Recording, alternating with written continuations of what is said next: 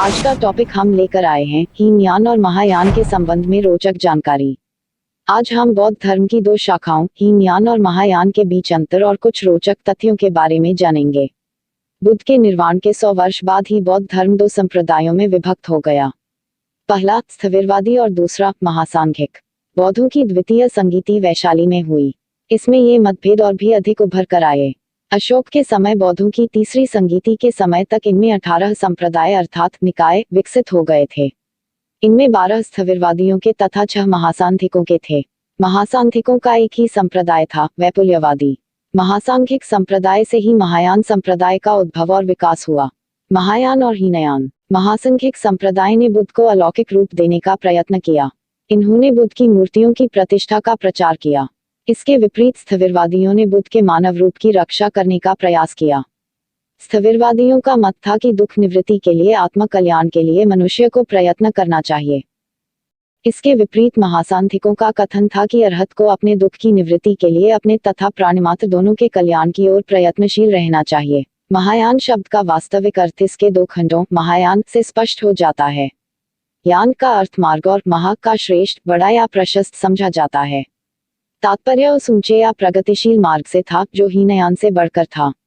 यह लोकोत्तर मार्ग था जिसका ऊंचा आदर्श था और इसी के कारण ईसा पूर्व पहली शताब्दी में ही बौद्ध धर्म में विभेद हो गया। वैशाली संगीति में पश्चिमी तथा पूर्वी बौद्ध अलग अलग हो गए, जिन्होंने त्रिपिटक में कुछ परिवर्तन किया।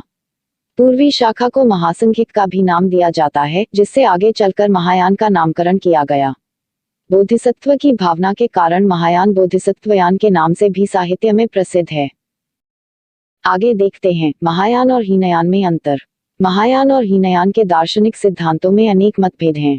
बुद्ध के जिस क्षणिकवाद की हीनयानियों ने वस्तुओं का अभावात्मक रूप कहकर व्याख्या की, महायानियों ने उसकी शून्यवाद के रूप में प्रतिष्ठा की। इनका कहना है कि शून्यवाद अभावात्मक नहीं है, अपितु व्यावहारिक जगत से परे पारमार्थिक सत्ता विद्यमान है। यह लौकिक विचारों से अवर्णनीय होने के कारण ही अभावरूप कहलाती है। मन वाणी से अगोचर होने के कारण ही यह शून्य है। हीनयान और महायान के निर्वाण की कल्पना में भी थोड़ा सा मतभेद है। हीनयान के अनुसार निर्वाण सत्य, नित्य, पवित्र और दुःखाभावरूप है। महायानी इस निर्वाण की प्रथम 3 विशेषताओं को स्वीकार करके अंतिम विशेषता में परिवर्तन करते हैं। इनका निर्वाण वेदांत की मुक्ति के सदृश है। यह भी दृष्टव्य है कि हीनयान संप्रदाय के ग्रंथ अधिकतर पाली भाषा में है, जबकि महायान संप्रदाय के ग्रंथ संस्कृत भाषा में है। महायान संप्रदाय ने जीवन का एक नया उच्च आदर्श जनता के समक्ष प्रस्तुत किया। उन्होंने कहा कि प्राणिमात्र के लिए अपना सर्वस्व समर्पित कर देना ही परम कर्तव्य है। पर कल्याण के लिए कुछ भी अदेय नहीं है। इस हेतु उन्होंने बुद्ध के अनेक पूर्व जन्मों की कल्पना बोधिसत्व के रूप में की। बुद्ध पद प्राप्त करने से पहले सिद्धार्थ ने बोधिसत्व के रूप में अनेक जन्म लिए थे। उन्होंने दुखों से संतप्त प्राणियों की पीड़ाओं के निवारण के लिए अपना सर्वस्व समर्पित कर दिया था। महायानियों का कथन था कि मनुष्य को चाहिए कि केवल अपना कल्याण ही न करे, अपितु प्राणिमात्र का भी कल्याण करे। सबका कल्याण करने की प्रवृत्ति के कारण उन्होंने अपने को महायानी कहा। शेष बौद्धों को केवल आत्म कल्याण करने में संलग्न होने के कारण उन्होंने हीनयान नाम दिया, क्योंकि इसमें बहुत लोग सवार नहीं हो सकते हैं। हीनयान का साधक अपने ही निर्वाण का प्रयत्न करता है। महायान का साधक अधिक उदार लक्ष्य रखता है। महायान और हीनयान में अंतर।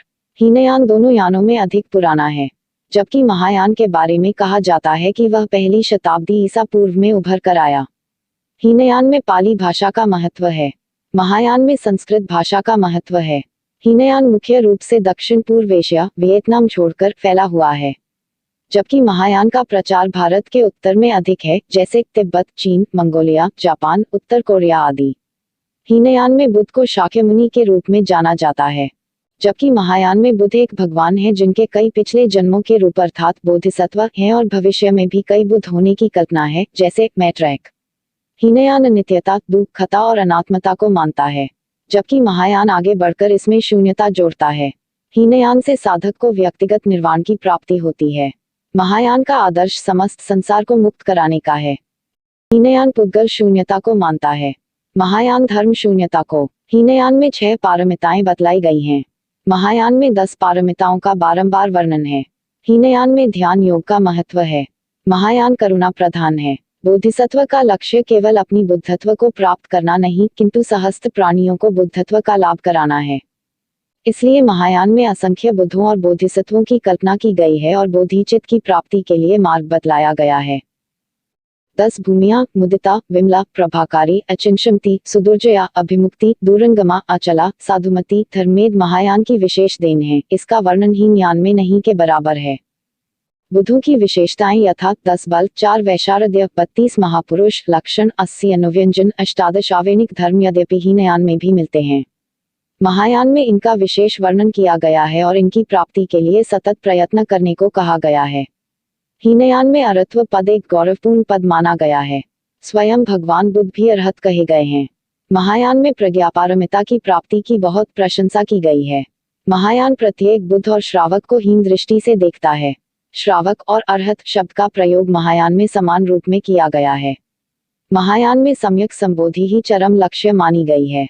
महायान आत्मार्थ को छोड़कर परार्थ की प्राप्ति के लिए प्रेरित करता है, जबकि हीनयान में ध्यान आदि साधनाओं पर अधिक जोर दिया गया है। महायान में बुद्धों की पूजा का विशेष वर्णन मिलता है।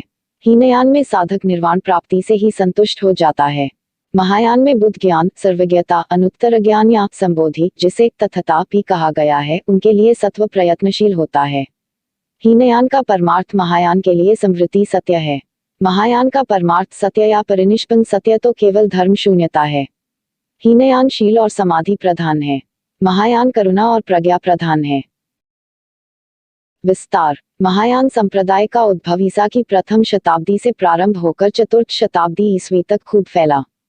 इस समय तक यह प्रायः सारे भारतवर्ष में फैल गया। भारतवर्ष से बाहर उत्तर पश्चिम तथा मध्य एशिया में, चीन और जापान में यह प्रसारित हुआ, जबकि हीनयान संप्रदाय का प्रसार सिंघल, वर्मा, दक्षिण पूर्वी एशिया आदि में अधिक हुआ। ऐसे ही महत्वपूर्ण जानकारियों के लिए हमारे चैनल को सब्सक्राइब करें। वीडियो को लाइक, शेयर तथा कमेंट करें। धन्यवाद।